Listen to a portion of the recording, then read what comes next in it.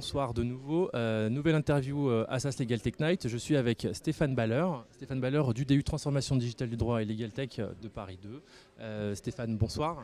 Bonsoir, est-ce que déjà Brice. vous pouvez rappeler qui vous êtes et quel est votre lien avec l'innovation?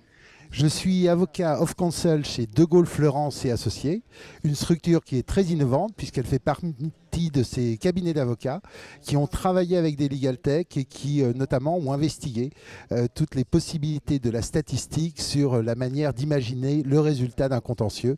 Ça s'appelle l'ITIPAT et la LitiSuite. Est-ce que vous pouvez nous dire pourquoi c'était important pour vous d'être là ce soir à cet événement Assas Legal Tech Night?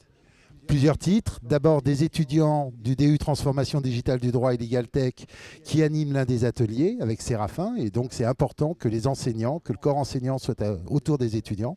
Deuxième chose, c'est un petit peu mon université. J'ai été pendant 5 ans professeur associé à Paris 2 et j'ai fait mes études à Paris 2.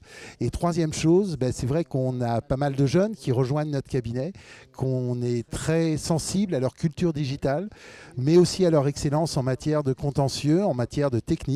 Et en fait, tout ce qui peut encourager la manière d'être enrichi, augmenté, on dit beaucoup, mais simplement d'être un bon juriste de demain, ce sont des initiatives qu'il faut encourager. Et c'est pour ça que nous, professionnels, directeurs juridiques, avocats, tous les gens du monde du droit, on doit être là aujourd'hui, comme les enseignants, et les accompagner sur ce chemin.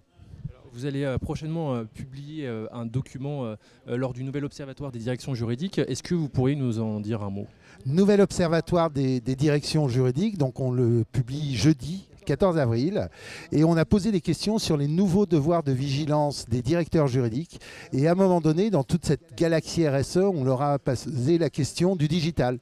Et notamment, une sur deux, je vous donne un petit scoop, en fait, intègre le digital dans ces éléments qui sont liés à la RSE, qui concernent la gouvernance, qui concernent l'éthique de l'intelligence artificielle.